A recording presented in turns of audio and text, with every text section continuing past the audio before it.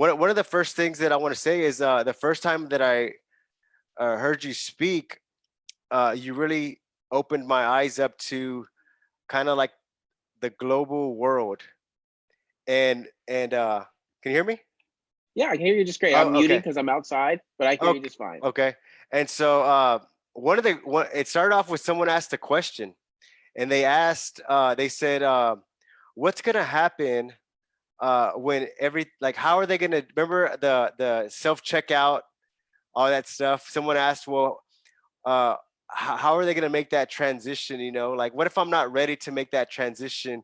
And you said, well, you know what, like uh, it nobody really cares. It's just gonna happen. Like, you know, Yeah, exactly. Those kinds of things don't wait. They just sort of happen. I remember exactly what you're talking about because what I was referring to specifically was how self checkout is going to change dramatically the mm, workforce because a lot of those people are, we're not going to need people being cashiers anymore. And then what do we do as a society when we have, just to pick a number, there's probably 3 million cashiers in yeah, the United States, say 40% of them we don't need anymore. What do they do for jobs? So yeah, I remember specifically what you're yeah, talking and, about and there. and from that moment on, I said, man, you know what, like that's right. Like, things are gonna change, and if you're not prepared, you're just not prepared. And you know what, a lot of businesses are not going to make it through this time because they were trying to push back the change, and they said, we're not ready to change yet.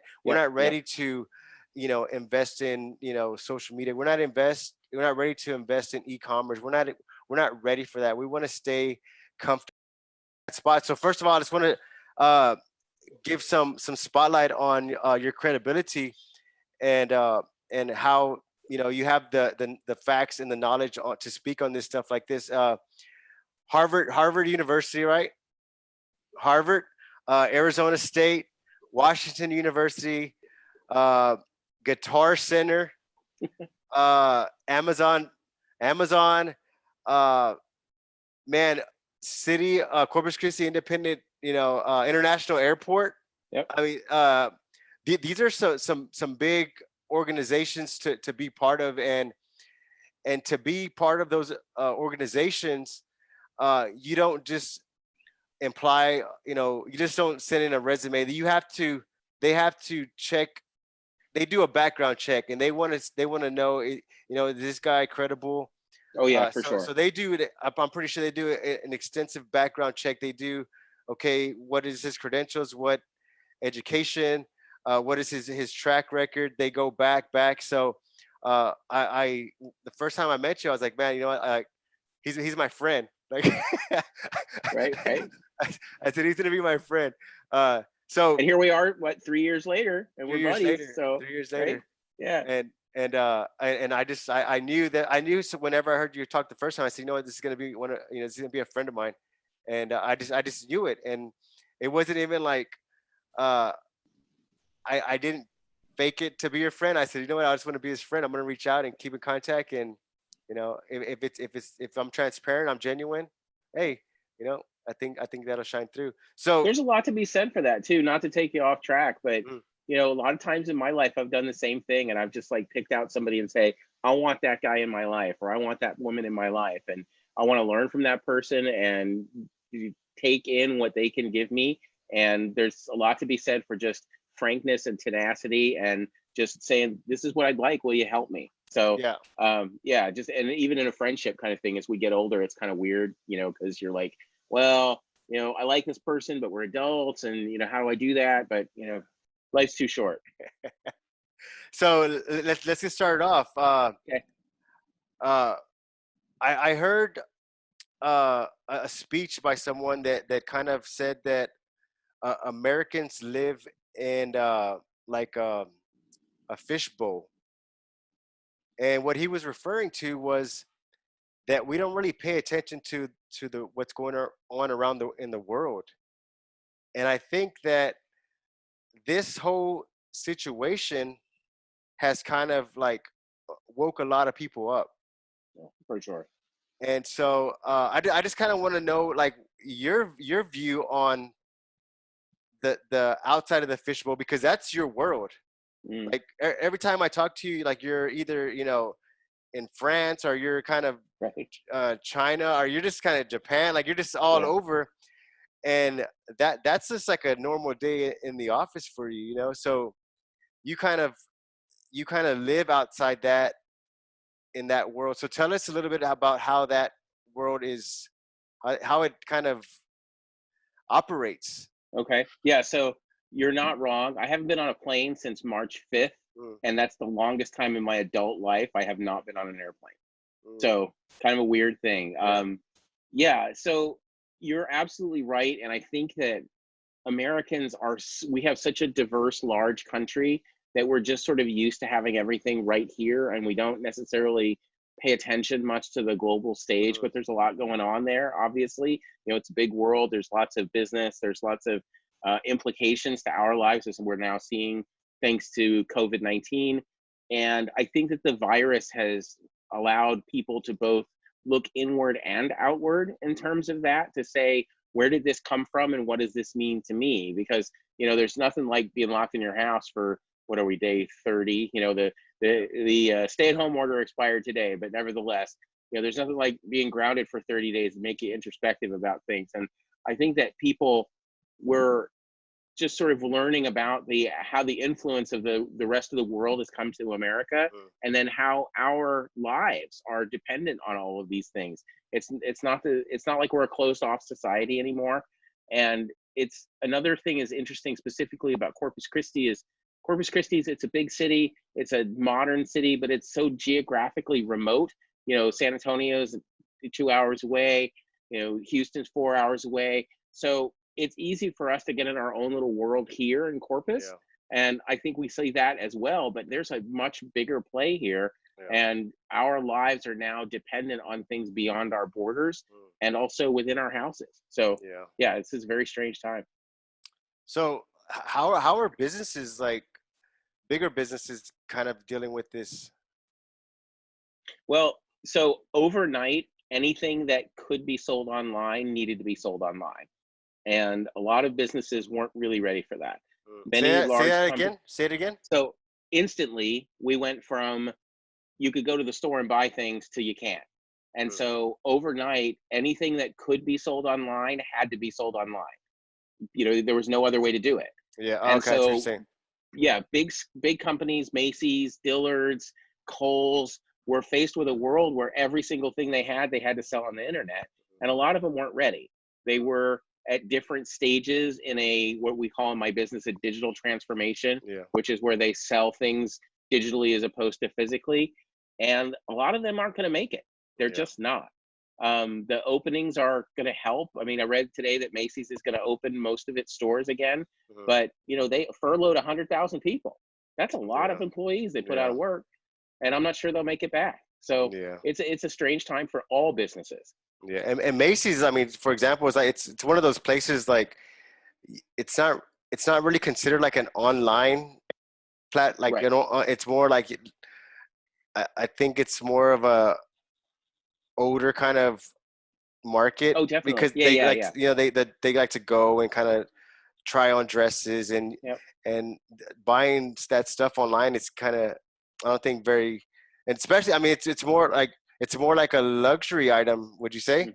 Right? So Oh, I I would could, agree with that. Yeah, and yeah, Macy's was in a weird spot in that they went from being the dominant apparel retailer in the United States to Amazon being the dominant yeah, apparel retailer in the United States, and nobody saw that coming. yeah, And Macy's has been, frankly, circling the drain for about 2 years now. They did not need this. They were already in trouble before this, yeah, but they're just one of many retailers that are in real trouble. Neiman Marcus would be another one. yeah, Meanwhile, the Targets and the WalMarts of the world, they're going gangbusters because they're yeah. essential businesses and already had robust digital offerings. I see what you're saying. Yeah, yeah. I didn't think about that. Yeah. So, in your opinion, uh, is there some kind of cover up with the COVID-19 coronavirus? I've been hearing like a lot of different information, and credible information as well, not just something that I see on social media, but some doctors, some scientists, speaking that this is kind of, there's something else behind the whole Right. everything going on? Is that like, is that like common talk in the big business industry? So we don't really talk about that Mm. much. We talk about how to keep, The the business roof going. over our head. Okay. Yeah. But, one of the rules in my life is I never try to explain something as being malice, as something being bad, when it could be just as easily explained as being a mistake or incompetence. Okay. And I think what's probably going on here is this was poorly managed from moment one. Mm. And it was poorly managed from the Chinese perspective. We didn't get good data from China to know how serious it in fact was. So as a result, we didn't act quickly enough. And then you come to the fact that the United States is, for all intents and purposes, 50 little countries.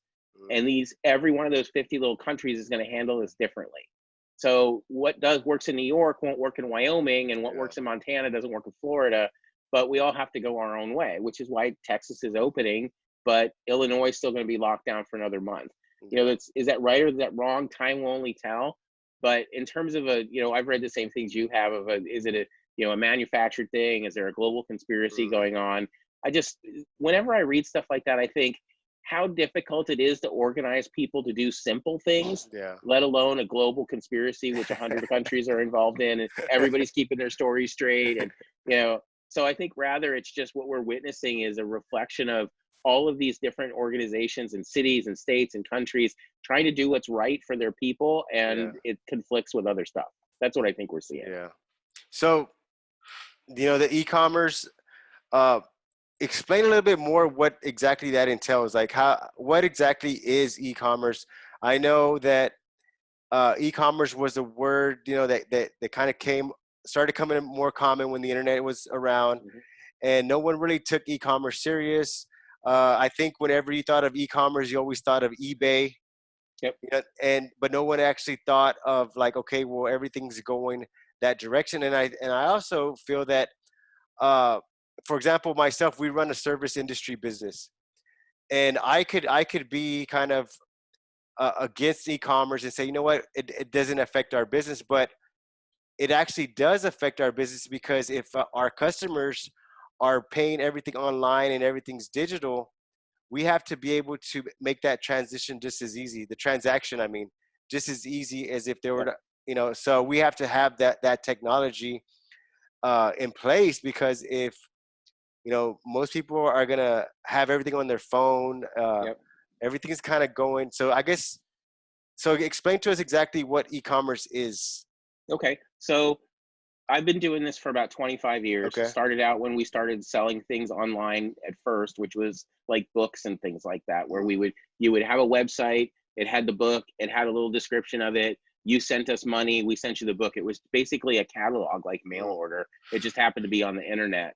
And then to your point, eBay came along and changed and took the auction concept and moved it online, where you could put something up for sale, you could take bids, and eBay would handle that for you and act as a Mm. clearinghouse between you, the seller, and the buyer, and you'd send your money in and you get the product. And then over the course of the early part of the 21st century, more and more businesses started to transact online, as opposed to just putting up a website to say, these are our hours, this is our address, these are the services that we offer. And then after the financial crisis, 2008-ish, Amazon began to open what's called a marketplace, where they said, you can come to us, we will open our doors to our customers, to you, and you can sell your products and we'll take a cut of it. And that's Mm. what made the whole thing explode, because all of a sudden you could get anything on Amazon. And Yeah. it wasn't like Amazon was necessarily selling it, but they became synonymous with buying things on the internet. Mm. So now we're in a world where, thanks to this 5-inch piece of glass we all carry in our Yeah. hand, we expect to be able to buy anything, anywhere, anytime. Mm. And it is just, we jokingly refer to it in our business as total commerce. When any place that I can buy something, I need to be able to do that, whether I'm standing in the line at the HEB or frankly sitting at a stoplight. Lots of people don't say you do that, but nevertheless, people do that. And then for businesses like yourself, where your service is a physical manifestation, I still expect those businesses to have transactions where I can do it online, like I can do it via Mm. my phone. And Yeah. the down part of that is that we're now in a place as a society where we grade every experience we have against the previous one, whether or not that's fair. So like when I'm doing business with your shop, I'm grading that experience against what it was like to deal with HEB. And when I'm at HEB, I'm grading that experience of what it was like to deal with Amazon. None of that's fair, but that's how people's minds work. That's what you're saying, yeah. And now we're moving to a point where we have a generational shift happening. The baby boomers are moving off, and we have a new generation of what's called Generation Z, which are people born after the year 2000, who have never lived in a world without internet shopping. And many of them have never lived in a world without 2-day shipping. So their expectation is completely different. Yeah. And they're an enormous generation. They're going to be 40% of consumers in just a couple of years. So when you're a business and you're thinking about that, you know, a lot of them were already at the point where, oh yeah, we probably need a better digital strategy. But then this happened, and now you have to have a digital strategy or you have no business. So how would you describe a digital strategy? when you have a company that, let me think of a good example. So we'll take Kohls, for example. Okay. Kohls is a brick and mortar retailer. They sell clothes. Most people want to try on clothes before they buy it. They take the clothes, they take them home, they like it or they don't, and they take it back, and that's that. However, now I want to shop online. I want to get coupons online. So Kohls needs to have a strategy to be able to attract me and keep me away from other retailers that have a better offering of online. And so Kohls struggled with that because Kohls is a weird business in that they're a department store, but they're so based in their own credit card that they're more or less a credit card company that happens to sell clothes. Yeah. So how do they compete against the Dillards and the Macys and the Neiman Marcuses of the world? Is they create an awesome experience that I can get these cool coupons on my phone that I can scan. And when I drive by the store, my phone lights up and says, hey, John, come in and spend some money. Here's $20. Yeah. And that's an example of a digital strategy of something that they have moved forward over the course of the last couple of years to try and compete. But honestly, at the end of the day, a digital strategy is I can buy things online, I can return them to the store, I can buy things at the store and have them shipped to my house, and it's seamless. Because if I'm aware when I'm working with a company that I'm moving from department to department, that's a failed experience, and other companies are going to pick up on that and beat that first company. You brought up a good point there when you said Kohls is more of a credit card company. Yeah. Was that kind of Sears? Was that kind of Yeah, that's a great example. Yeah. That was their kind of I guess how you can say that was their money cow. That was their bread and butter right there. Yeah. But they always relied on that. Then now that I see that, I can see how they didn't focus on the internet and e-commerce because they had that recurring payments and interest from those credit cards, and they failed to look at the other options. Man, that's crazy. Yeah. And Sears had its own challenges because Sears was a real estate company that happened to sell clothes. They were the largest retailer in the world for a long time till Walmart kicked them off the ledge. And then they bought Kmart, which was the second largest real estate company. Yeah. And they were just drowning in real estate obligations when the internet came, and they were slow to adopt to that. And ultimately that was their demise. Man, now that you see that, I can kind of see how that played out. Yeah, that was and I guess they had too much real estate. Yep. The overhead, and they didn't kind of follow Amazon's leads. I know Walmart has, so there's like isn't there like a comparison right now, like Walmart and Amazon are kind of going neck to neck on who's number one e-commerce? So Amazon is still the dominant force in e-commerce by tenfold. I would say Amazon's at probably 52%, Walmart's maybe 8, 10. Okay. But the interesting thing there is when Amazon bought Whole Foods, everyone thought, okay, now Amazon's going to try to dominate grocery. Yeah. And Walmart is the largest grocer in the United States. They are like 28% market share, something like that. And it's 50% of their business. So they cannot afford to have anybody mess with their grocery. And Walmart had struggled for a long time to embrace the internet. And part of the reason for that is that Walmart's a very hierarchical structure. Their middle management was suspicious of the internet. They thought it would take sales away from the stores. Yeah. The corporate knew that they needed to embrace e-commerce, but it was difficult to operationalize that in a Walmart culture. But when Amazon moved into grocery, they woke up and said, we've got a problem and we need to fix this. Yeah. So they went out, they bought jet.com for $3.5 billion, brought all of that e-commerce know-how into Walmart. And now Walmart is an outstanding digital grocer and is the #1 digital grocer in the country. Yeah. So they took that challenge and rose up and were able to stay successful. Yeah. Man, that's impressive. I had another question. He threw me off with that, with the, isn't, I forgot there's like another, it's like another, it's another credit card. It's another retail business that has a credit card, but they're pretty, I can't bring it to my attention right now. Well, when it comes up, mention Yeah, it. yeah. When you're talking, I'm like kind of visualizing everything you're saying, and then I think of what I'm gonna ask, and I kind of forget. Man, I just went blank because that was a pretty interesting how you broke everything down, and I never really saw it like that. I never. Yeah, well, a lot of people were worried Walmart might not make it, and that would have massive ramifications. Walmart's the biggest company in the world. They're one of the largest employers in the United States, and they were definitely in threat from Amazon. But now they've changed the way they look at the internet, and they are killing it. And their stock shows it. Their stock prices are up and have been for some time. I mean, the current crisis notwithstanding. Yeah. Talking about like stocks and the the financial situation. What are your thoughts on like this stimulus check and all this money that's being given to people? What is the effect of that? Like, because everything is a cause and effect. Mm-hmm. What is going to be the effect of that? Like maybe 1 year, 2 years down the road, because someone has to compensate for that somehow, or how does that work? Definitely. Yeah. Well, I mean, the funny thing about the stimulus was during the Democratic debates, 4 months ago, there were a couple of candidates that were talking about universal basic income, and the cost of that was going to be $1 trillion, and everybody thought that was ridiculous. And now, overnight, we can pass a $1 trillion stimulus bill and send everybody in the United States $1,200.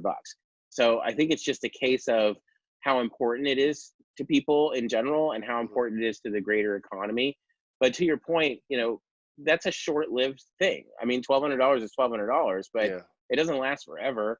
Is it going to be a regular thing? Can they continue doing it? So the answer to that question is kind of. They're borrowing the money to do it, or they're devaluing the currency in order to do it. So that causes inflation, which makes that $1,200 worth less. This is unprecedented times. We've never been through anything like what we're experiencing right now. And there's been a lot of parallels drawn to the Great Depression or the financial crisis of 2008. But this is completely different. And it's because it came so quickly with no warning. And there is, to a limited extent, an end. We know it will end, but we don't know when. And then to your point, there are long-standing effects of this. A lot of small businesses are going to go out of business. I read an article in the Washington Post recently that said 1 in 5 restaurants won't survive this. Unemployment is staggering. It's at 20% right now nationwide. It's probably a lot higher than that in Nueces County because oil prices are so odd right now because the Russians are flooding the market. There's no place to put the extra oil. It's trading at negative numbers. So Nueces County, our home specifically, unemployment's probably even higher. So I'm not sure. I mean, the stimulus, it had to be done. I'm not sure what the effect of that's going to be. It remains to be seen. But the fact of the matter is, it wasn't cheap because we're at about $2 trillion now that we've spent so far. And to put that into perspective, the budget of the United States of America is about 1.7 trillion. Man, you said that there's nowhere to put the oil, and I read something about that. Like there's like tankers supposedly be filled with oil, like not knowing where to park it. So how does that work? How does that the oil so cheap that it's negative? There's nowhere to put the oil. So like, do you know like what happens with that? So it just sits wherever it's being stored. And So when they say it trades negative, what that means is those oil contracts are written to the future, where the companies take, like Houston Airport, for example, Yeah. they buy jet fuel from Valero, and they buy X amount of 1,000 barrels per month in order to fuel their jets. They don't need that right now, so they're not buying it. So as a result, Valero's literally paying the airport to store that fuel because they have no place to put it, because Yeah. they're still making it. They still have to produce it. And then so we have tankers that are sitting full of oil in places. There are fuel tanks filled. I mean, I heard a joke the other day from one of my colleagues at Exxon that they were, like joking around, like, we'll just put it in swimming pools. I mean, what are we going to do with it? It's got to Yeah. go somewhere. Yeah. And it's not just oil. I was reading an article in the Wall Street Journal this morning about how there are huge container ships full of cars off the coast of California that are sitting there because they have no place to put these cars. Yeah. They manufactured these cars expecting demand to be consistent. And when they left Japan 2 months ago, people were going to buy those cars, and now nobody's buying any cars. Yeah. Auto sales are down like 80%. So, Oh there's my a lot gosh. of stuff that's just completely at a halt because Yeah. consumer confidence is so terrible right now because we don't know what the future is going to bring. I didn't think about that because, like, for example, the jets, like airport, they have the planes, the jets. So, when they're ordering the fuel, they're putting in like pre-orders. Yep. Based off of, numbers and budgets, and they're saying, okay, like, let's kind of have this and that. So they kind of had the whole year kind of budgeted out. Yep. Pre-ordered, and probably if you pre-order, you get it at a better rate, or I don't know. Exactly. Right. Yeah. Well, and they work with the airlines to say, how much capacity are you expecting to have? Because it's all related. It's like the butterfly effect. And the airlines are expecting to have this amount of passengers. They don't have this amount of passengers, so they're not buying that gas because there's no place for them to fly. Like United Airlines' schedule is down 90%, 90%. And like last week, 150,000 people traveled in the United States. The entire United States. 150? 150,000. That is Oh, 6% yeah. of what it would be the same day last year. So air travel is just completely shut down. And so nobody's buying that gas, but the gas is still made. It still exists. Yeah. Where are you going to put it? Mm-hmm. So let's just say we're in the same situation another month. Yep.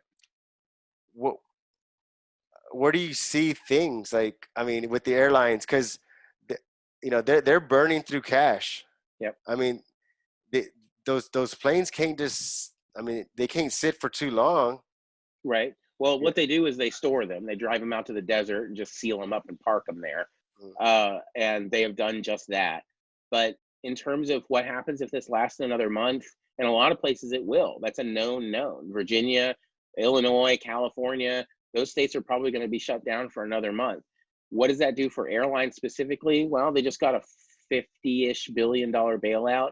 That'll help them for a while, but can they keep going? I don't know. And then you have the next question of, will the United States of America let American Airlines go bankrupt?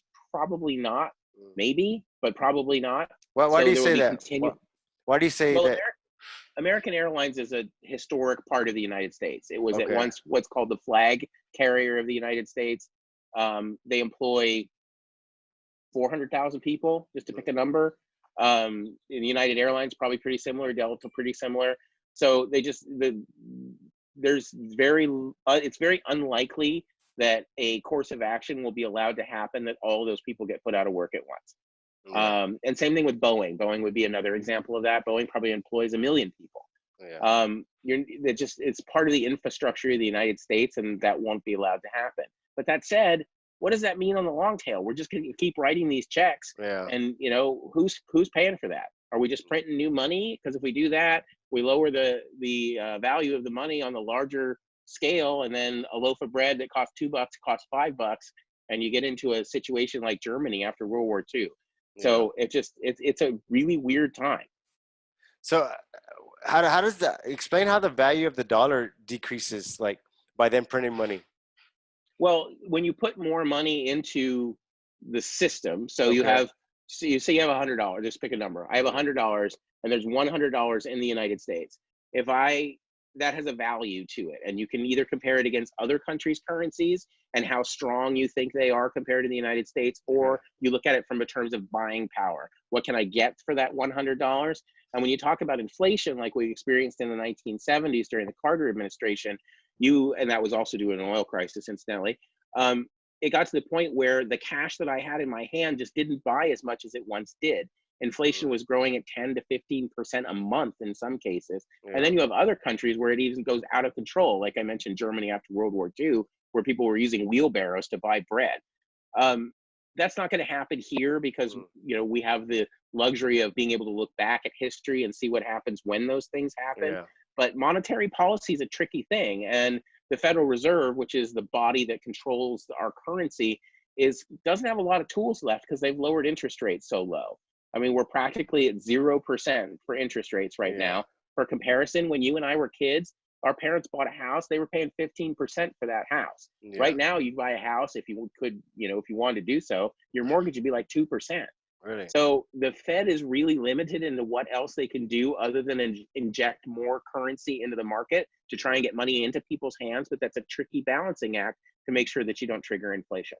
Yeah. So like the stimulus check that a lot of people had got, was that a tactic just to kind of keep people calm?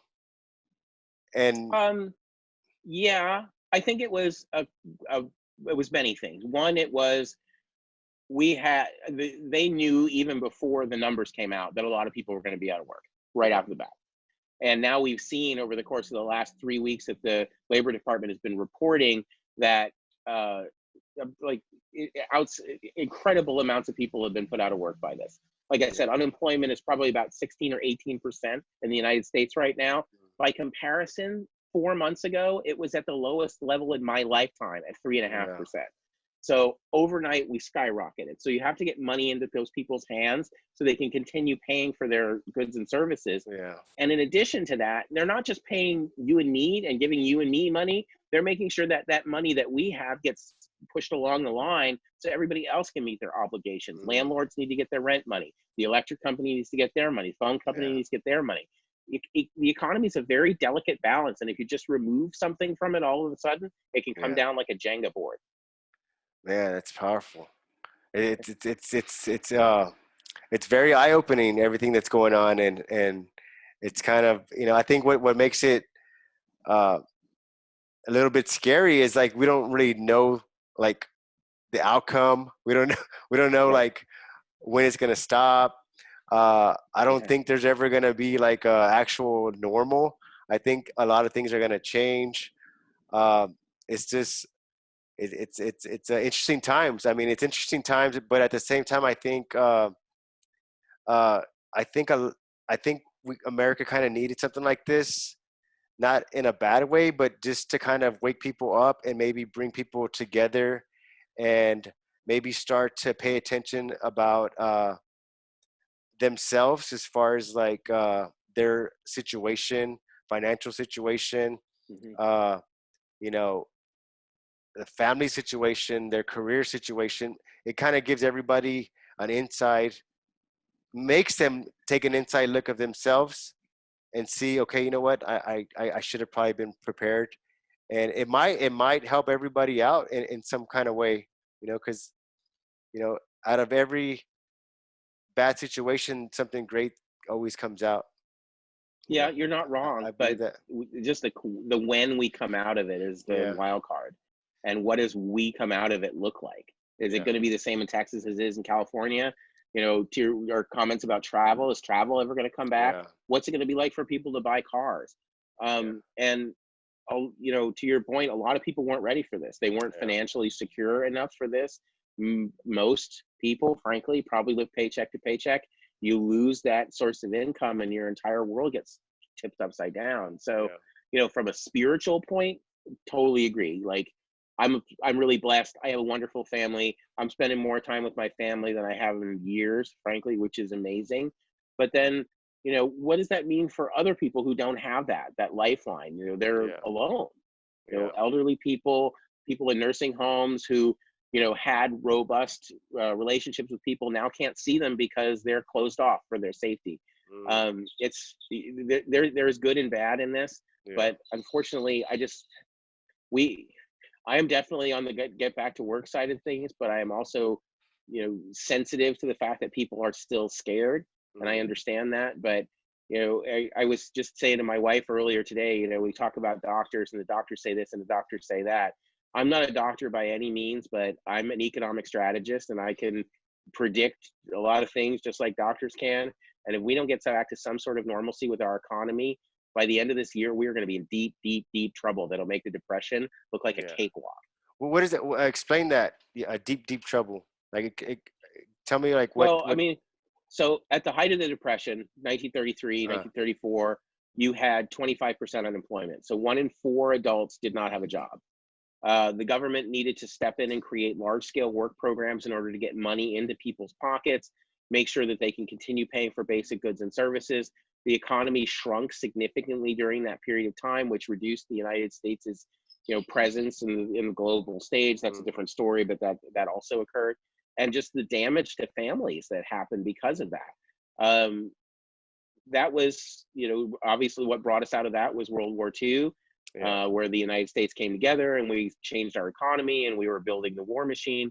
We don't have that luxury anymore. I mean, nobody wants to go to war, but the ability for the United States to leap forward like that probably doesn't exist in this scenario. Yeah. And we're a very different culture than we were in the 1930s. And here we are in the 2020s.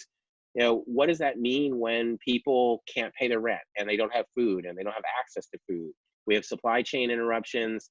It just part of the stimulus and is getting that money and getting that security into people's pockets so they can feel like something is going to be okay. Mm, If here it is May 1st, if we're still in this in December, either the United States government is writing $1 trillion a month in yeah. terms of support, or we've got a lot of problems. And when you start to think about 20% unemployment, 25% unemployment, you don't want 1 in 4 people to be upset and desperate. That's not a good thing for a society in any model. Yeah. And then when you think about us specifically here in Nueces County, in Corpus Christi, we have a completely different economy where we're not only service based, where a large part of our employment comes from service, which is restaurants, stores, etc. Yeah. We also have a very large petroleum dependency here.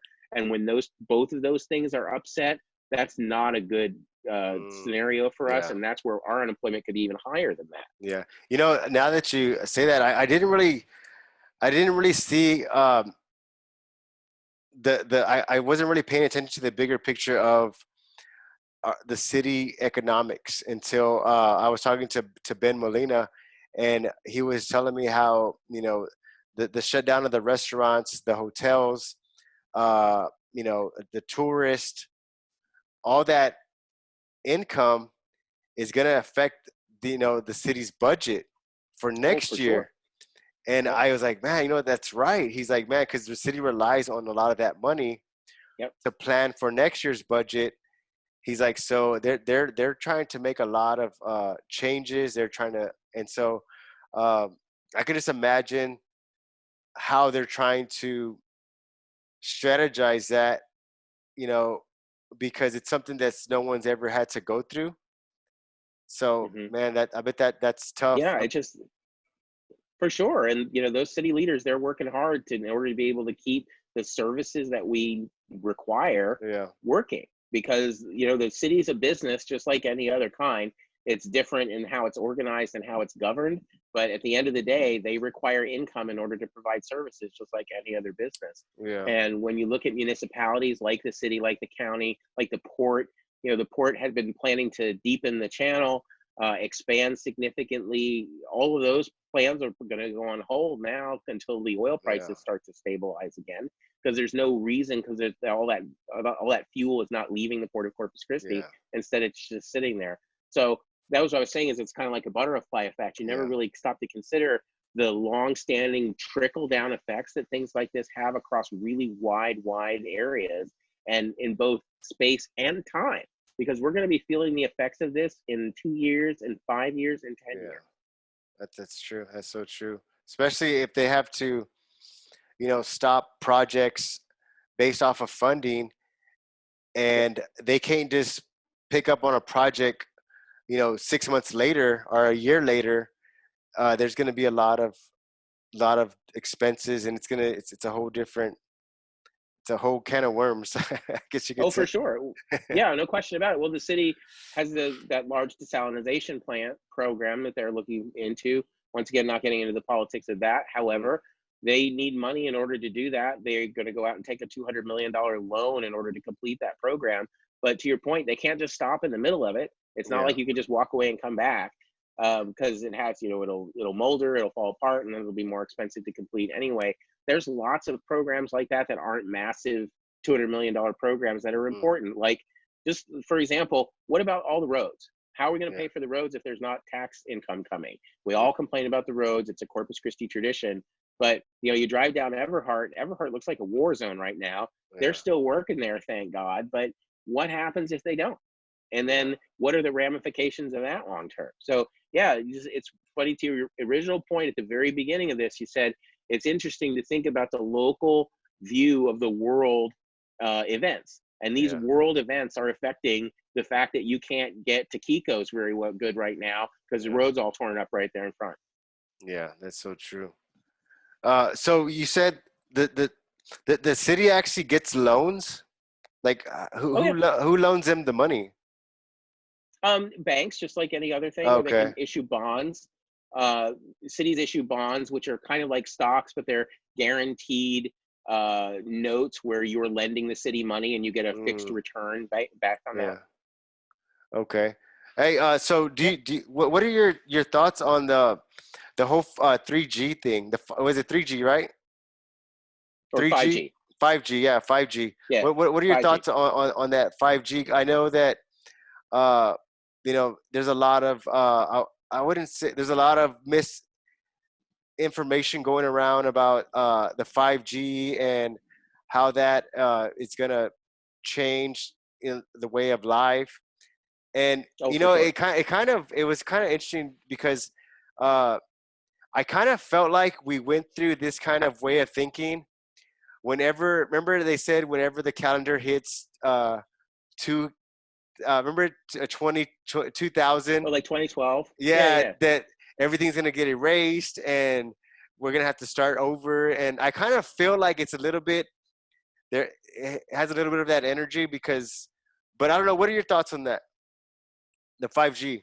So you're totally right. 5G is going to change everything. Mm, 5G will be a revolution in technology that's equivalent to dial up to cable modems. And the fact that you'll be able to get these incredible amounts of bandwidth and speed delivering like stuff to your phone, but that's one part of it. But the main part of it is that all of this expansion of being able to move data around means that everything will be connected to the internet. And there was a joke in like the 1980s, which is anything that has a digital display on it must also be a clock, like your VCR, your mm, microwave, or whatever. In the 2020s and the 2030s, the joke will be anything that can be connected to the internet will be connected to the internet. yeah, So, like this cup right here that I have, it'll have a little chip in there that'll tell the manufacturer of that cup how I used it. The milk that I buy from HEB will have a little chip in there that tells HEB how long it takes me to drink that milk. yeah, And that information will be aggregated and put together to develop personas, develop data or intelligence on how things are used to better use them. It's also probably got some possibilities for nefarious use of tracking people and so forth. yeah, Although I don't really, frankly, a lot of that technology exists today, and we already carry a phone in our pocket, yeah, which can do the majority of that anyway. But 5G is going to revolutionize retail, and it's going to change our lives, I think, in ways that we don't really have a grasp on right now. And if you mm, just stop and think, here it is 2020, 10 years ago, 2010, a lot of us still had like really, flip phones. yeah, iPhone was still a pretty cool phone in 2010. Nobody was really buying anything online in 2010. And now here we are in 2020, and I could, in some cities, I could pick up my phone and have 7-Eleven deliver me a Slurpee by a drone. yeah, So the weird things that will come from that are coming fast. And then mm, to your point about the 2012, 2000 thing, and then the people, there's some folks burning down 5G towers in yeah, Europe because they're saying that it's causing the coronavirus. The funny thing about that is I'm a little bit of a amateur radio guy, mm, is the bandwidth, the frequency that 5G uses, we've been using for years for other stuff anyway. It's not like it's new. It's not like it's a new invention. Yeah. The military and other organizations have been using that frequency for ages. So there's no truth 100% to that. But now that we're in this crisis, I think it's going to slow things like that down a little bit. Companies won't be investing in things like that because one, they won't have the money, and two, we won't have the money in order to buy that stuff. Yeah, that's true. That's true. Yeah, that's what I read too. Like that, basically, what the 5G is going to be is it's going to be like a global database of our information versus having the phone.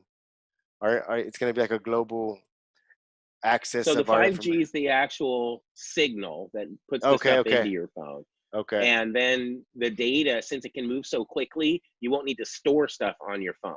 So your phone will just become a dumb thing. Oh, like a cloud. Exactly. That's a good way to look at it. Okay. So it's going to be like so who owns the cloud? Oh, lots of different people do. If you're an Apple person, Apple owns the cloud. If you're a Google person, Google owns it. The thing about the cloud is just a computer under somebody else's desk.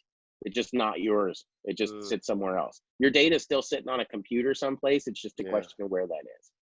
Yeah, that's interesting. Right. So everything's going to be digital. Yeah. I mean, that's what I was saying earlier is companies that don't embrace that are not going to make it. Yeah. How do companies get like in tuned with like the Alexa and all that stuff? Because I know, like for example, like we have an auto shop, right? How does one business say like get hooked up with that whole information? Like Alexa, So find me an to be auto able shop. Okay. So there's a couple of different ways you can do that. One, you can partner with a company that already does that, some sort of directory service. Two, you can build your own skills. Alexa, or so like Amazon with the Echo is what that program's called. You can develop your own what's called skill with Alexa, and then you can say, Alexa, load up whatever company you want, and then it will do things based on that company. So there are firms like the one I work for that'll help you to do that, but honestly, it's not that difficult, and you don't really need a company to do it. You can do it yourself, but you just have to become part of Amazon's developer program, and then you can build your own skills to do anything you want. The tricky part when you do that, though, is getting the information out to people that it exists, because most people just use Alexa for timers and to tell jokes and entertain their kids. That's right. I went to a buddy's mine's house, and it was like just used for music. Yeah. Alexa, play this. Alexa, play that. So I have a funny story about that. So I worked at Amazon. I worked on the Alexa project, and I had one of the very, very early ones of those in my house. And it was like super secret, and it was a speaker with a circuit board sticking out the back of it. And one of the reasons I had it is because we were training it, and we would talk to it, and it would talk back so it could learn to understand our voices. And one of the things it would do is it would play music while you were talking, so it could learn to differentiate between me talking and the music playing. So one night in the middle of the night, it starts blaring mariachi music, like at the top of its lungs. It's just screaming this music. I'm trying to shut the thing off. I can't shut it off. My neighbor's like, what the hell is going on at your house? It's 3 o'clock in the morning. It sounds like I have a mariachi band in my living room. Crazy stuff. Yep. You mentioned Amazon. Tell me how that journey started. So that was an interesting trip. I sort of jokingly say I would trade nothing for having done it, and I never want to do it again. Everything you have read about working at Amazon is mostly accurate. You are changing the world when you are working there, but it's not a job, it's a lifestyle. And like my wife Erica and I, we joke, one of our children is literally named after the code name for the Kindle, which is Fiona. There's an example of the impact that Amazon had on my life. But really? I worked closely with Jeff Bezos throughout the majority of my career there. Super smart guy, super nice guy. It was incredible working there, but I spent a lot of time sleeping under my desk because I didn't go home because it was just we were working that much. That's where like it's like a dome, right? Like it's a circle environment. Is that it? Amazon? Oh, okay. I know what you're talking about. Yeah. So there's this thing in Seattle called the Spheres. Okay. And they're like indoor forests because it rains a lot there. The weather's not really good a lot of the time. So they built like these indoor parks where you can go and walk your dog or just be outside in nature, that are connected to the campus, and it's called the Spheres. So is that where you were at, or no? So those were built after I left. I worked Okay. down the street from that and watched them get built, but they were finished after I left. I left Yeah. Amazon in 2015. All right. How long were you there? I was there for almost 5 years. And when you say like you slept under your desk, like it is because was it? Because you know what, they call me a workaholic, but it's not that like I enjoy working.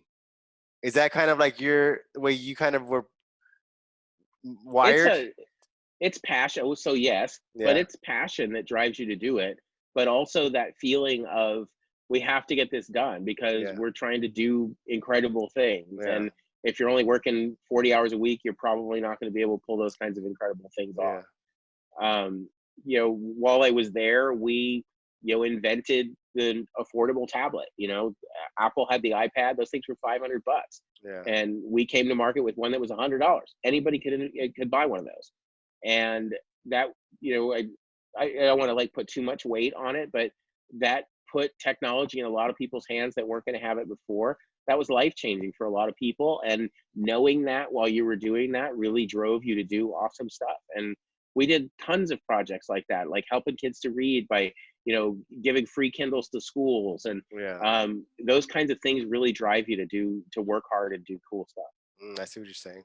Um, I read an article too about the direction of Apple, and the article read that like how Apple was really trying to get into like the banking industry. Hmm. What are your thoughts on that? So a lot of the technology companies have played with that. Amazon looked at that. Apple looks at that. That comes back to that same. The United States is really 50 different little countries. It's Mm. really difficult to do interstate banking in the United States, and it's only in the last 10 or so years after the financial crisis that you really have nationwide banks like we have today. Because previous to that, there were laws that they couldn't do that. And so I think Apple wanted a way to find a vehicle to be able to use their Apple Pay system in more Yeah. places. But in order to do that, they needed to have a financial backing. And they initially had looked at, well, we'll just become a bank ourselves. But being a bank is complicated. There's a lot of Yeah. regulation involved.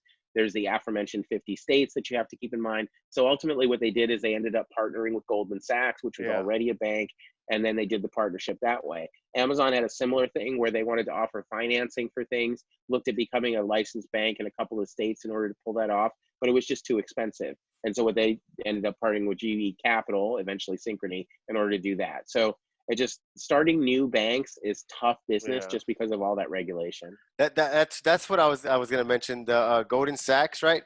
Golden Sachs is a department store. It's a department store, right? Oh, But you're thinking of Saks Fifth Avenue. oh, okay, so it's So different. yeah, Okay, okay. yeah. So Saks is SAKS, the store, and Goldman Sachs is Oh, okay. I SACHS. So thought there's two because that's different like a things. high end. That's like a high end storage, right? Yep. Okay. I Yeah. thought you know what that's what I thought because when I said I forgot what I was gonna say, I was gonna ask you about Goldman Sachs because I thought that was Saks Fifth Avenue, but it's Yeah. actually Those are two different things. so is it actually like a it's not like is that just a bank like in New York or So Goldman Sachs is actually an investment conglomerate like oh, Morgan okay, Stanley okay, or Charles Schwab that has many different divisions that do different things, and they have a specific consumer financial division that's a bank. yeah, okay, yeah, that's what I was going to refer to because I know that they had partnered up, Apple had partnered up with them to kind of get into the banking world, which I think was a probably pretty smart move because they actually just said, you know what, instead of us developing the infrastructure to be a bank, let's just partner up and we Right. can kind of attach our name and kind of minimize our overhead. They already have the system, and I think Exactly. that, All that that stuff's already in place. I think that was a pretty good play for them. You know? Agreed. It just the funny thing is contactless payments, which is what Apple Pay or Google Pay is, Yeah, have never really caught on. And it remains to be seen now that we're all afraid of touching anything, yeah, that maybe that will be the thing that pushes it over the hump and gets people using it. yeah, Because, a lot of things are being rewritten right now of, like, for example, you and me having this conversation. you know, video conferencing has been the dream of technologists for Yeah. half a century, but nobody was really interested in it. Yeah. Nobody ever really did it. And now we do it every day. So will this become commonplace? Is this what a phone call is now? And along the same lines is, will I start using my phone to buy gas now where I didn't do that before? Yeah. We'll see. Yeah. You know, am I going to use it at Stripes? I don't know. But it's tricky because it requires a lot of infrastructure on the path of the merchant in order to be able to accept that. I And see what the you're saying. burden is put on the merchant because they have to buy the new machines, they have Yeah. to install them everywhere, and it's, you know, companies don't like stuff like that, which is why it took us so long to get chip credit cards that Yeah. were actually encrypted instead of the swipey ones. And a lot of businesses still don't even have that. So I we'll see. see what Yeah. the consumer sentiment is and what consumers demand from their retailers of being able to Yeah. pay for things. But I mean, I hate cash personally. I'm totally fine with You know using what? digital stuff anyway. That makes a lot of sense. Like how, because I remember whenever, okay, for example, small business, right? Uh, Whenever we started business, you know, getting a merchant service and having to order that machine was kind of like a big kind of a deal, you know? Yeah, And for sure. And and I can just imagine, like, if someone comes in, they're like, "Oh, well, I have Apple Pay. It's on my phone. Where do I scan?" right. For the And average how do you make business, that happen? how do you make that happen? And uh, I can see how business owners, you know, because the majority of the United States is ran by small business owners. Would Yep. you agree? Right. Oh So yeah, for just sure. just for imagine, I mean, for example, they're skeptical of the e-commerce. They're skeptical of social media, and then Hmm. this thing. I mean, it's interesting. It's interesting. Yeah, but that was what I was saying is it'll be interesting to see what consumers demand Yeah. and that generational shift that's starting to happen with Generation Z and what they want. Because, you know, I don't know about your kids. My kids don't want cash. They want Yeah. everything just put on their account. Yeah. And they live in a digital world. That's how they live. So they're they will vote with their dollars, and I think their dollars will have to be digital.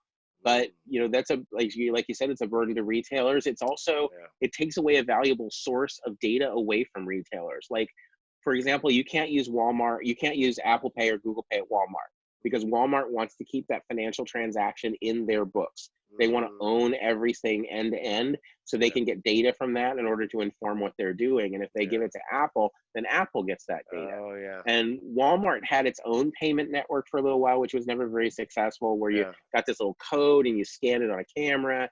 And you know, nobody really embraced that either. Yeah. But I'm super interested to see where things go in terms of digital payments and Yeah. who's going to win, because it's like Yeah. a VHS or beta kind of Yeah. conversation. I think Apple had what Apple has going for them is they kind of had a pretty good long-term strategy.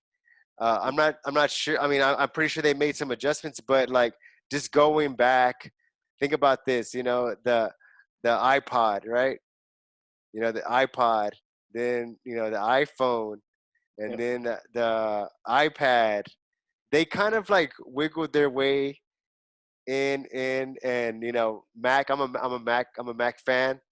You know, Me too. I got the you know the Apple Pay, and I think that I think they had a pretty good strategy from the beginning. And you're right about the data. Like, I didn't realize how important data was for business Hmm. until maybe about 2 or 3 years ago, when I started to really realize, you know what, like if I was able to track my very first customers by email or address, I would have a huge database, Yep. you know.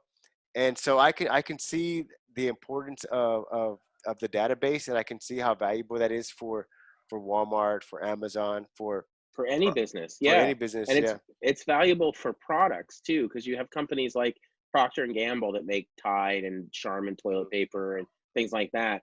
They always had a system where they would sell things to Target and then Target would sell it to me, and they didn't really care who I was because they just yeah. knew that somebody like me would buy their product.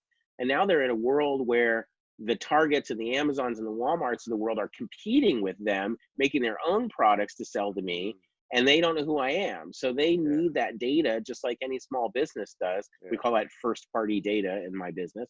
So they need that first party data in order to stay competitive. But the other side of that is, I don't want to have an individual relationship with every brand in my kitchen. Yeah. I don't need that. That's why I go to Target. That's why I go to Walmart. Yeah. So finding that fine line between, this is interesting to me, I'm willing to engage with this brand in a one-to-one conversation, versus, I don't care what kind of toilet paper I buy, it just needs it to work. Yeah. Where does that sit? And then you get, you have these huge, 2-century-old companies like Procter and Gamble that are facing a world where they may not exist in 10 years because they don't, Really. because their retailers are undercutting them and selling their own stuff. I see So how that's the importance of data. you know what, I see that quite often, where you go to the store and you know, HEB, for example, right? You go to the store and like you find a product you like, and you go to keep buying it, and then before you know it, like it's like HEB brand. I'm Yep. like, what the I'm like, what the heck? Man, I was like, man, so HEB said, all right, this is a popular item. Let's just Start making our own. we have the resources to make it. Let's make it, and And their that profit margins are higher if they do that yeah. than trying to sell you Tide or whatever it is. And then HEB makes more money off of it. Yep, that's exactly what happened. It's great, and more businesses are starting to do that, I notice.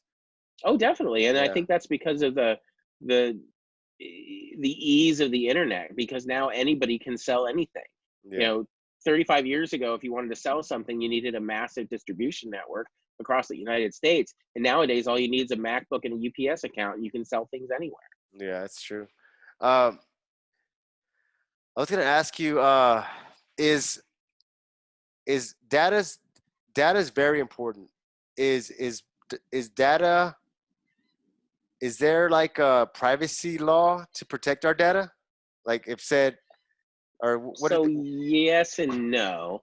You hit that 50 little countries thing again with those kind of questions. There is a relatively strong privacy law in Europe, which is known as GDPR, which is a data protection of your personal data. And that has impacted the way companies do business in the United States sort of by default, because they don't want to offend, or they don't want to break the laws in Europe doing business in the United States. So it's easier just to follow those rules globally. That said, there are no real privacy laws in the United States yet. Certain states are better than others. California would be a leader. New York would be a leader. But other than that, very few straight up, this is what you can do with my personal information. And we give it away. Yeah. People don't read those legal documents. They just click, I agree. And those legal documents say, I'm going to take everything you give me and I'm going to sell it to the highest bidder. And then you get upset when that happens. So, Yeah. where at the end of the day, the burden's on you as the user as to what you give away and what you don't. That said, governments are starting to create guidelines and rules in some states about what you can do and what you can't, but there's no like blanket thing from the Yeah. United States that says you can and cannot do this. And that's going to be hard to enforce if people start to say, well, I don't want my information shared, because the moment you get a brand new phone, or the moment you get an update, you kind of just swipe up and you click OK, and then you're good to Yep. go. And there's pages and pages of legal Right. documents that probably state in there that they're able to use your data, sell your data, track your data, retarget you. Yep. And a lot of times that we fail to pay attention to that, because it's the legal verbiage is kind of just like, it's whatever. Well, like the joke about, you mentioned something to your phone and then an hour later you see an ad for it on Yeah. Facebook because your phone's listening to you and it shows you ads. You agreed to that. Yeah. Yeah, that's crazy. What are you reading these days? I know last time we talked, you were the Greenlee. Yeah, the balance, the 48 laws of Yeah. power, and yeah. So what am I reading these days? I actually have not had a lot of time to read because I've been really busy. I'm working like 14, 16 hours a Yeah. day, which is why it took us so long to have this conversation. I'm trying to read a little more fiction recently. Yeah. My wife has just finished a murder mystery from like the 1500s in England, which sounds kind of interesting, so I might look into that. But the one book I have read, and I think I may have mentioned this to you as I had it on my list, is a book by a guy who has a chain of stores in the Northeast, and it's called Hug Your Customers. What, And tell me about the that. idea is that, in this modern era of there's so much noise and we know everything about everybody, there's really no one-to-one relationship Mm, between a business and their customers. So what's his name? Bill Mitchell. mm, Um, his theory is that you need to lean in and get close to, hug your customers, as it were. And he's quick to point out, as much as they'll let you to hug them, but knowing things about your customers, knowing things about your employees to help mm, you solve their problems. And yeah. his mantra is, I'm not just a guy that sells people suits. I'm a guy who solves people's problems. Mm, Somebody needs a suit for that. I can help you with that. I yeah. can be your suit guy. And that is his key to success. So that's one business book I am Mm. reading right now. That's interesting. That's interesting you say that because I had like an aha moment a couple of years back when how business owners and this might be helpful to business owners where they refer to customers they're like those customers like they put them all like in one group. And so they might say, you know what, our selling process is not working with these customers. But I think the aha moment for me was when I said, you know what, like instead of referring to them as customers, just refer to them as like individual people Yep. and kind of like cater to that person's needs. And everyone's individual. And as you approach it like that, it becomes a little bit more, more of a connection relationship versus another number per Oh, for se. sure. Yeah. Yeah, and people expect that now, and people expect that from companies to offer them services that are tailored to them. Yeah. Because to our earlier point, we're giving all this data, all these companies, Yeah. they should know me. They should know the kinds of things I like and what I don't. And coming back to what Mitchell says is becoming that problem solver versus just a vendor customer relationship. Because Yeah. those days are over. Because consumers now expect high touch, personalized interactions. Like Amazon can probably guess the next thing that I'm going to buy before I buy it. And Yeah. finding that fine line between that's awesome and that's creepy, that's the secret sauce there. But ultimately, I want a brand to make things easier for me Mm, so I can do other stuff. yeah. And when I find a company in a certain channel or a certain service that does that, I'm going to pick that one over the one that doesn't. Mm, that makes sense. And I mean, and even too, like, I mean, really communicating with your customers and getting to know them, I think it goes a long way. If you're in a service business, I'll share a story really quick. We had a customer come in and she came by twice. The first time she came with her son was from Austin. He was down here visiting, and and they stopped by the shop and they wanted to he wanted me to look at some stuff on her front bumper. And I told her, I said, you know what, just bring it back whenever you have time, and I'll take care of it for you. And I said, you know what, matter of fact, just get my number, and if you need anything, just call me because your son lives in Austin. Like, you don't have to call him, just call me, and we can take care of it for you, right? And so she came in, and we were working on her vehicle, and we started talking, and I said she had like an Italian accent, right? And I said, I said, where's the best Italian food here in town, right? Because she does Italian, right? She said there was some place on the island. I forgot the name of it, but she said they have like one of the best. No, she in Flower Bluff. She said there's a small Oh, place in Flower Bluff that has like the best Italian food, right? She's like, wow. Okay. it's a small little Italian place. I want to say it was right there, kind of like by Floyd's on that side, the feeder somewhere. I told her I would Are you look talking it about up. Are you talking about NY Joe's? Uh, I might be. Yeah, in New York. I, Okay. I Okay. think she said they had Yeah. some. Yeah. And so I That's a said, great place. Yeah, "Is it? I've been I've there. never been there." Yeah.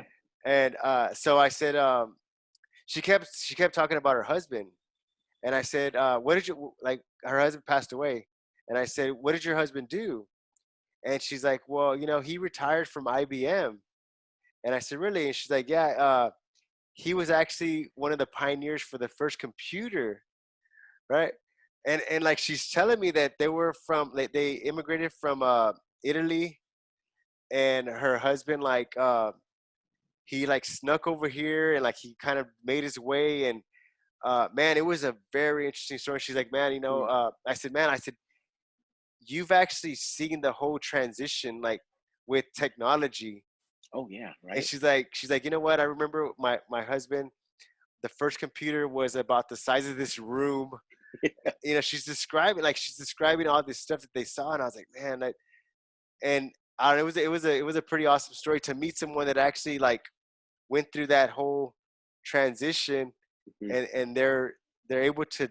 I mean, I don't know. It was kind of eye opening for me to actually meet someone that was actually involved in the first computers that were built from IBM. Oh, You for know, sure. Yeah, that's so awesome. Yeah, it's funny to think about how much technology's changed. I remember when I was a kid going to my dad's office and they had these hard drives that were like the size of this table I'm sitting in front of, and they were 5 megabytes, right? My phone's what, 128 gigs or uh, something like that, you know? And yeah, it's funny how things like that change. And I think about that with my kids now and like the conversation you and I are having right here. This we're used to it, but it's also kind of cool at the same yeah, time. This is going to seem like a 69 Pontiac to her, right? yeah, yeah. So It's crazy. I want to get your thoughts on one more thing, and then we'll wrap it up. I know you're ready to jump in the pool. What are your thoughts on like the stock market? I know like I've been taking some online courses for stock investing and understanding the whole bonds and ETFs, ETNs, and like that whole.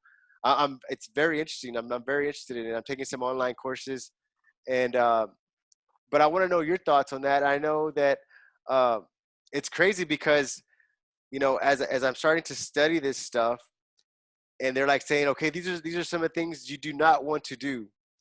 You do not want to get your information just by some average, random, like how people post, and you were starting to see it more.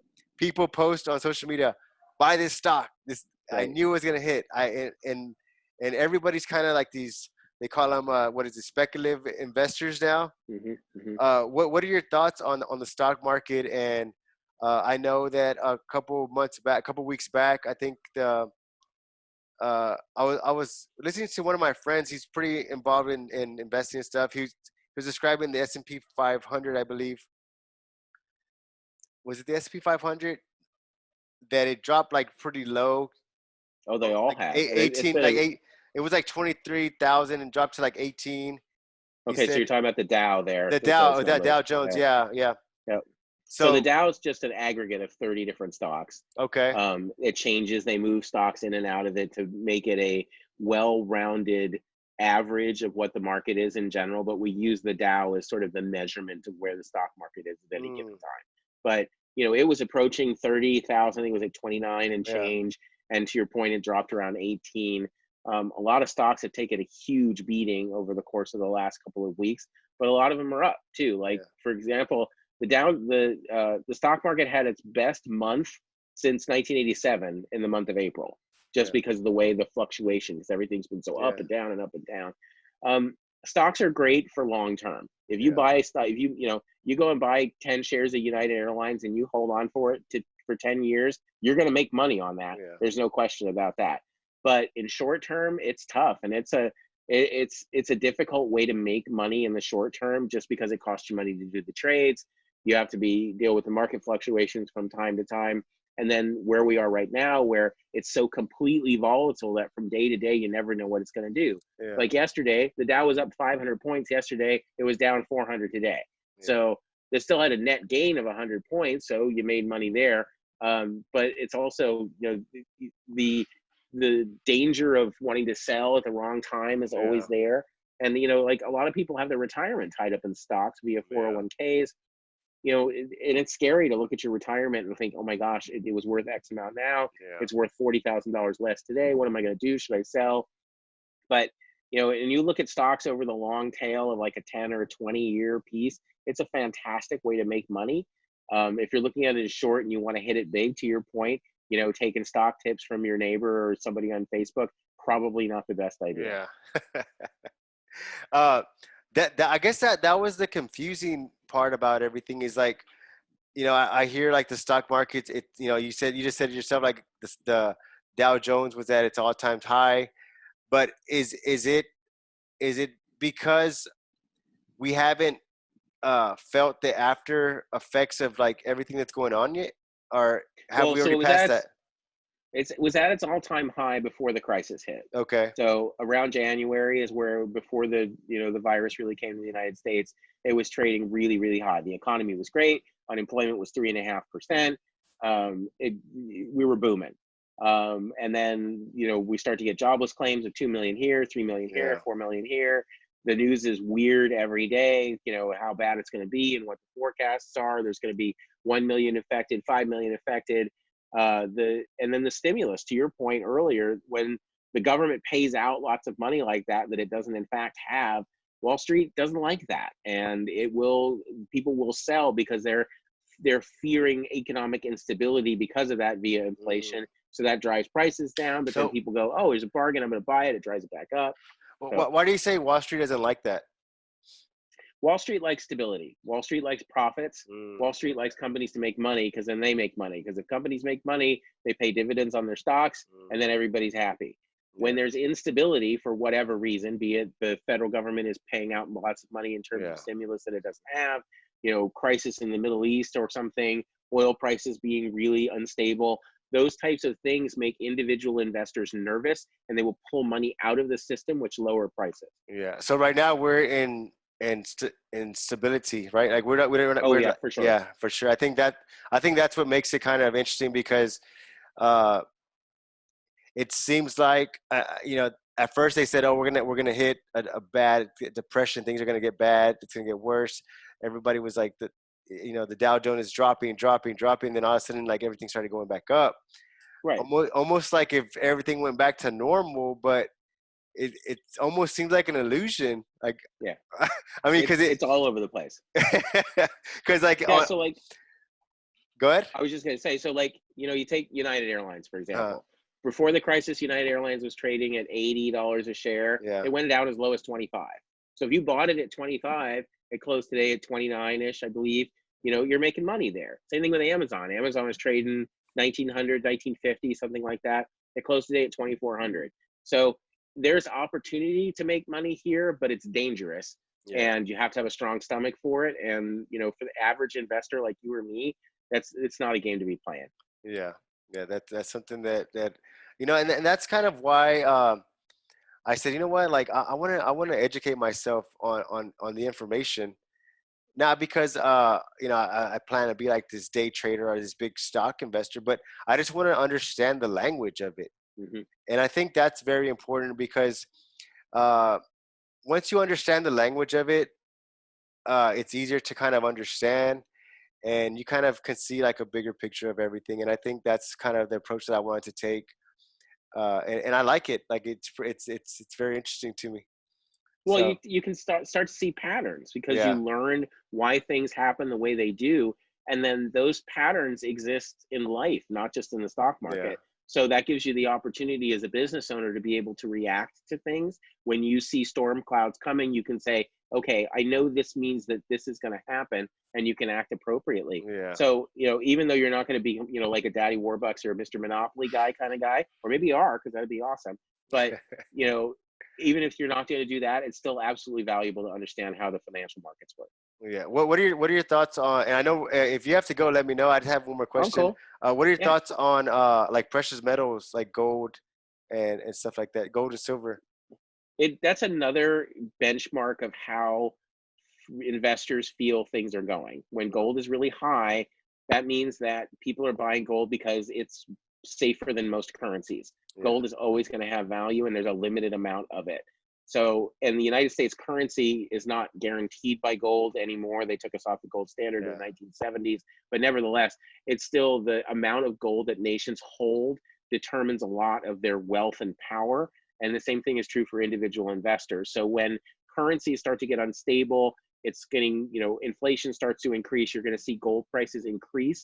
We went through that in the financial crisis in 2008. Gold was trading $1,600 an ounce. Then it dropped back down to, $700, $800. I don't know what it is right now. It's probably pretty high. And so when you see precious metals go up, that's an indicator that investors are nervous and are seeking stability. Yeah. So there's like gold stocks, correct?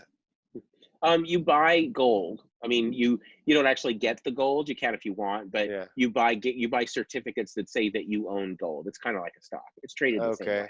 So, but should you get like, could you actually buy the gold? Like You something could, tangible? yeah. Oh, Yeah. sure. Yeah, you got What? to do something with it, but Yeah. yeah, it comes in coins. Like the U.S. gold is called American Eagles. If you buy South African gold, they're called Krugerrands. Yeah, but they're physical coins. Really? Where do you get those at? Most banks will sell them to you, and Oh, then there's really? companies, other investment like Goldman Sachs would be one of the companies that could Mm, sell you gold. that's interesting. I didn't know that. Yeah. Yep. All right. Hey, man, I appreciate your time. Oh, happy to do it. I know that we're definitely going to connect again. I know that I failed to mention that this is actually one of my mentors. Uh, and man, every time we get to talking, I think we can just talk for hours and I agree. hours. And I mean, it's endless, So once again, I want to thank you for your time, John. Tell the family I said hello. Will do. I hope to see you on a plane soon, first Or in class person. with We your. still got to have you guys over for dinner. So Yeah, yeah. yeah, yeah. So hey, good talking to you. And enjoy the Okay. weekend. All right. Okay. All Thanks, right, Dan. brother. Take care. Bye bye. Bye bye.